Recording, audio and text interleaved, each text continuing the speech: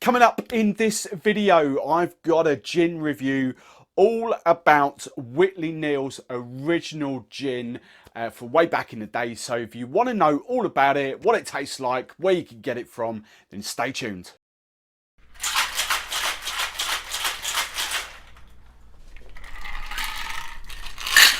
Hey, I'm Steve the Barman, and I'm hoping these videos will help you drink, serve and enjoy better quality drinks. So if you don't want to miss a future video, then I would love it if you hit that subscribe button and then ring the bell to get notifications every time I upload a new video. Right, question of the video. As we're doing a gin review, I want to know what was the first gin that you tried. Okay, so what was the first gin that you tried? Let me know in the comments below. The reason why I asked that is actually this one was one of, not the first, but one of the first gins that kind of opened my eyes up to the whole kind of gin world, because this actually got released way back in 2005. Now this is Whitley Neill's base gin, their original gin, brainchild of Johnny Neill, fourth generation of the Greenall Whitley family, very famous distilling family, Greenalls, obviously G&J Distillers up in Manchester way, Warrington. So that's where they're from. As I say, Johnny Neill, quite famous in the bar world. He was the original dude behind this. It was inspired by his wife, South African wife. He is still part of the company now. It's obviously named after him. It's obviously his gins, but his focus is very much on Marylebone Gin, which is another one. These are all gins. The parent company now is Halewoods, UK. This gin is now distilled up in the Sovereign Distillery, which is Liverpool, which is Halewoods HQ.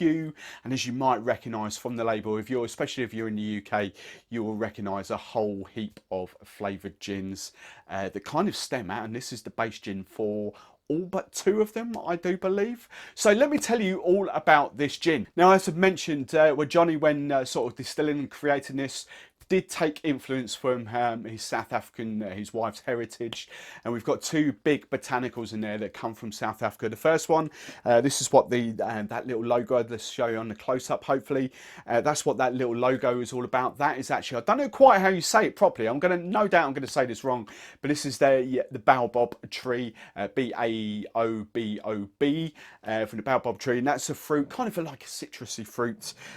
So that's one of the big botanicals in there. The other one is Cape Gooseberries, or we kind of know them as physalis fruits, but they're the two botanicals in there. We've got another 7 as well, very traditional botanicals as well. So we've obviously got juniper, coriander, angelica, lemon and orange peel, and then we've got orris, and we've got cassia bark in there as well. Now this is a 43% ABV gin, so a little bit above the sort of standard, some 37.5s to 40% ABVs. So a little bit of extra strength in there. Price wise, most supermarkets will have it somewhere on offer between £22 and £26. You can get it online as well. It's normally about £25-ish online, but supermarkets do have offers, especially Tesco's, Morrison's. They kind of fluctuate between the two. Sometimes they're down to 22, sometimes they're 20, sometimes they're 26. So do have a shop around. Different supermarkets probably on offer at the same time.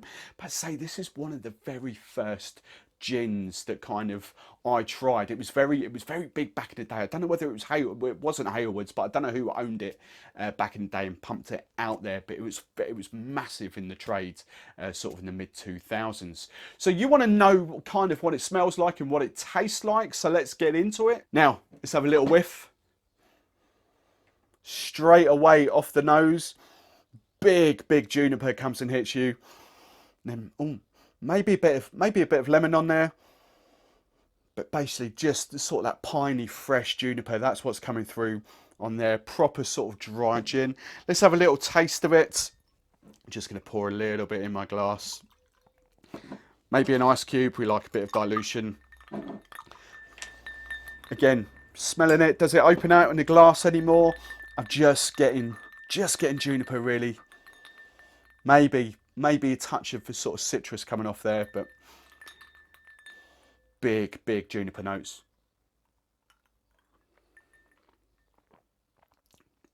That's a lovely gin to taste. There's no kind of bite that you get with some gins. You get the juniper sort of clinging towards your tongue. Second taste as it goes down, that's when the kind of citrus comes out for me. I'm getting a big burst of citrus coming through there afterwards. Maybe on the aftertaste, on the second taste, maybe I'm getting a bit of pepper as well. But just kind of big, bold citrus flavours. Now, I'm going to try this with tonic. This is kind of my... Obviously, this gin, as a plain sort of dry gin, is going to work with any of these tonics. This is also owned by Halewoods, so we've got their hibiscus, cranberry soda, basil, cucumber tonics. We've got the double Dutch, we've got the elixir guys, we've got Merchant's Heart. All those weird and wonderful flavours are going to work. But I'm just going to try this as a classic sort of gin and tonic. I'm going to go 1 to 2. This is Schweppes 1783. It's kind of my sort of neutral tonic water.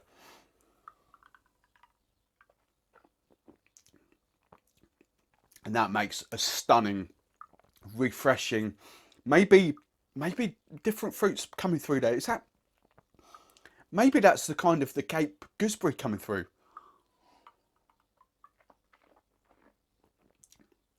But that, I tell you what, that is a lovely, a refreshing gin and tonic. Absolutely, really love that. I say, kind of, it's taken a back seat against all the flavours that are out there now. We've got the rhubarb, raspberry, blackberry, well, rhubarb and ginger it is, blackberry, lemongrass. There's one native in South Africa, aloe and cucumber, is it, or something like that. Pink grapefruit, blood orange, quince. There are so many flavours. Whitley Neill have really kind of hit the market. Tail end of last year and this year, they are big players in the whole gin world. This is their kind of sort of middle of the road gin. We've got J&J Whitley, and it's kind of their sort of cheaper basic gins. But this is absolutely lovely. Definitely worth adding to your collection. Kind of, it's not got a harsh, you know, like your Gordons, your Bombay Sapphires or anything like that. It's just a really smooth, kind of maybe creamy texture kind of going down. But a lovely gin and tonic. So I hope you enjoyed that. That's Whitley Neill. Go and check it out. As I say, if you want a really sort of dry gin to add to your collection and you don't like those harsh bites of the kind of Bombays and the Gordons, then this is a gin for you. 20 to 26 pounds. Go and check it out. I've been Steve the Barman.